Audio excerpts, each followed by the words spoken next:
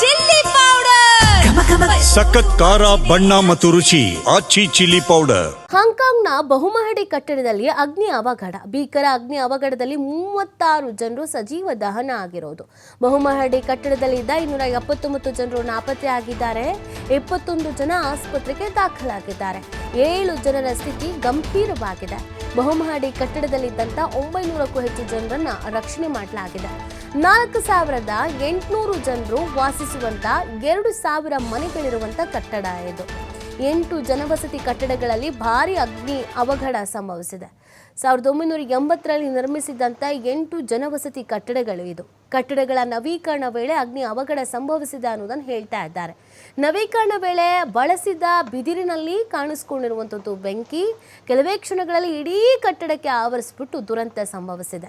128 ಅಗ್ನಿಶಾಮಕ ವಾಹನಗಳಿಂದ ಬೆಂಕಿ ನಂದಿಸುವಂಥ ಕಾರ್ಯವನ್ನು ಇದೀಗ ಮಾಡಲಾಗ್ತಾ ಇದೆ. ಸದ್ಯ ಅಲ್ಲಿನ ಪರಿಸ್ಥಿತಿ ಯಾವ ರೀತಿ ಆಗಿದೆ ಅನ್ನೋದನ್ನು ನೀವು ಗಮನಿಸ್ತಾ ಇರ್ಬೋದು. ಇದು ಹಾಂಗ್ಕಾಂಗ್ನಲ್ಲಿ ನಡೆದಿರೋದು. ಬಹುಮಹಡಿ ಕಟ್ಟಡದಲ್ಲಿ ಅಗ್ನಿ ಅವಘಡ ಸಂಭವಿಸಿರೋದು. ಈ ಭೀಕರ ಅಗ್ನಿ ಅವಘಡದಲ್ಲಿ 36 ಜನರು ಸಜೀವ ದಹನ ಆಗಿದ್ದಾರೆ.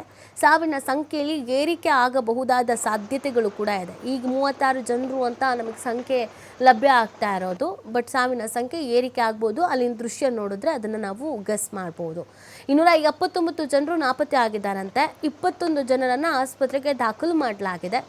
7 ಜನರ ಸ್ಥಿತಿ ತೀರಾ ಗಂಭೀರ ಆಗಿದೆ ಅನ್ನೋದ್ರ ಬಗ್ಗೆ ಕೂಡ ಮಾಹಿತಿ ಸಿಗ್ತಾ ಇದೆ. ಬಹುಮಹಡಿ ಕಟ್ಟಡದಲ್ಲಿ ಸುಮಾರು 900ಕ್ಕೂ ಹೆಚ್ಚು ಜನರು ರಕ್ಷಣೆ ಮಾಡಲಾಗಿದೆ. 4800 ಜನರು ವಾಸಿಸುವಂಥ 2000 ಮನೆಗಳಿರುವಂಥ ಕಟ್ಟಡ ಇದು. ಭಾರಿ ಅಗ್ನಿ ಅವಘಡದಲ್ಲಿ ಒಂದಷ್ಟು ಮಂದಿ ಪ್ರಾಣವನ್ನು ಕಳ್ಕೊಂಡಿದ್ದಾರೆ. 1980ರಲ್ಲಿ ನಿರ್ಮಿಸಿದಂಥ 8 ಜನವಸತಿ ಕಟ್ಟಡಗಳಿದು. ಕಟ್ಟಡಗಳ ನವೀಕರಣದ ವೇಳೆ ಈ ಒಂದು ಅಗ್ನಿ ಅವಘಡ ಸಂಭವಿಸಿದೆ ಅನ್ನೋದು ಗೊತ್ತಾಗ್ತಾ ಇದೆ.